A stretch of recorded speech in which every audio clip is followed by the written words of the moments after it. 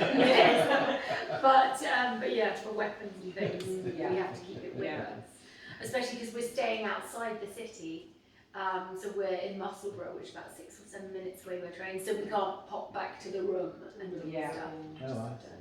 Carry the seat. We'll have all these, and then the long swords / broadswords from Beth, and they'll carry with us. This is the long swords? Yeah.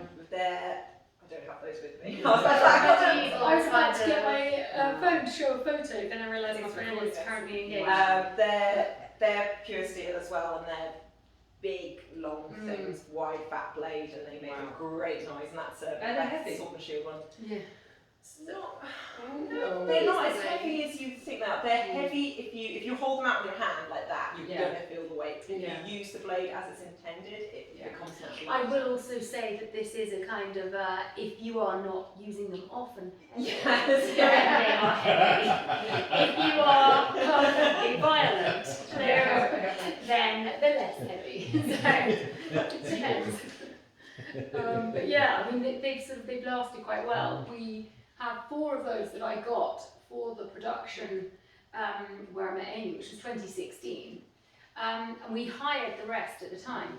Actually, hiring cost almost the same amount, and we only had them for the weeks of the production, whereas buying them, they were ours, and we're still using them now, sort of 8 years on. I think we'll still get a few good years out of them. It lasts forever. So, you know, it was money well spent. When you've got the money. Yes. I've got another question. With so many roles, how do you divvy up who does what? Essentially, as I'm writing it, because I am both the writer and the director. When I'm writing, I put more stage directions in than I would if I was writing for someone else. So sort of when I'm helping other people with their plays, then obviously it's sort of quite different. But for us, I'm already thinking about it, and because I know I'm writing for 4 people, or once we did 3-person play here at Southside. It was like one of those cookie cups that you just can't It was a bit like that. It never came in as the same character as It was insane. But yes, because you know that only 4 people can be on stage at once. It's like, for example, with A Christmas Carol, you don't get Fezziwig's big party because, none of the guests want to turn up. But you get the kind of the side room where the more intimate conversations are happening between the important people, and the party's just out there and that kind of thing. That must be on top of, condensing a whole novel into, a play. That must be incredibly difficult. Then thinking, Also, Emma writes with writer head and then director head to choose, this is what I would ideally like, and then goes, can this be logistically possible? And we'll shoot in the script and we're like, well, you've got these 2 people on stage and then these 2 people and then these 2 people, so that it's working out. It's a puzzle, isn't it? Sort of, Is there time for this person who was in that scene to get round, change, and get back on as someone entirely different in the next scene? And usually there is, because we've had a lot of practice of that. There's a lot of points when we are looking to edit down where it's like, ooh, this bit, no. Exactly. You sort of, that speech is a bit longer than it needs to be. Oh, I see. Because they're changing backstage, and that's why I put it in there to start with. Essentially makes sort of 4 tracks that will happen for that actor playing all those roles, so you get them all together, and then everyone will sit and look at it with all those different bits, and then line up who does she want to cast for those roles in it.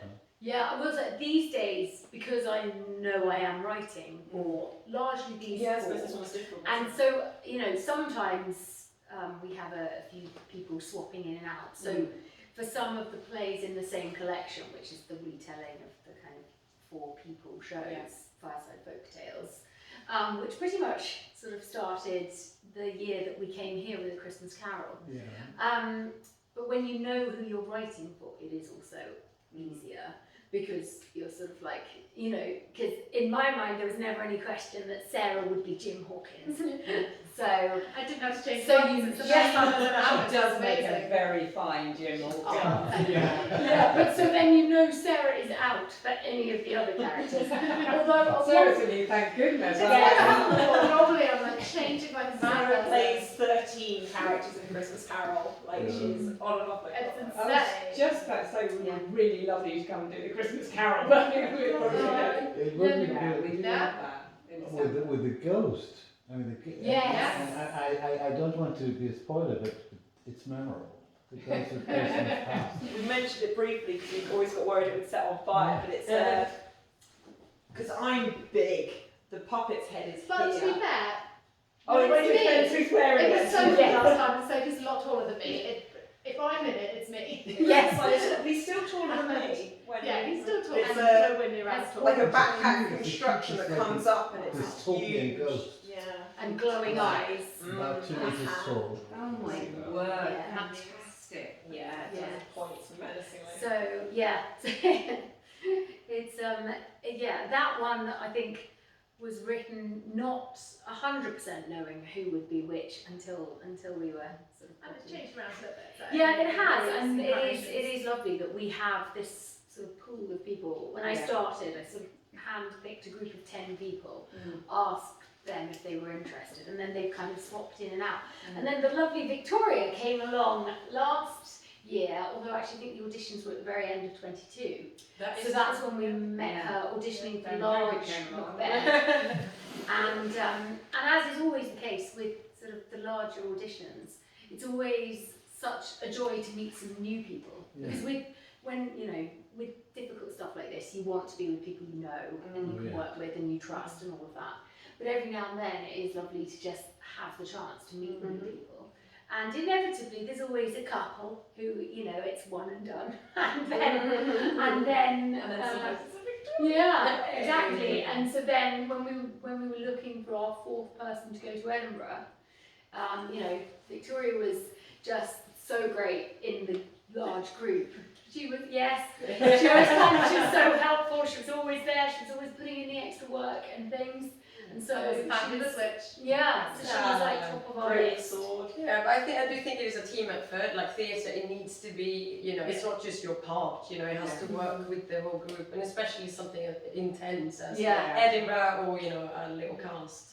It's just got Yeah, that's the way. it's really hands-on, isn't it? Mm. Yeah, and that's the fun as well. Yeah. Because if you're not in that, like you're off. You know, it's Yeah. so when you're with everyone, then it's more fun as well. And I do love the term of endearment when you say you were a fabulous witch.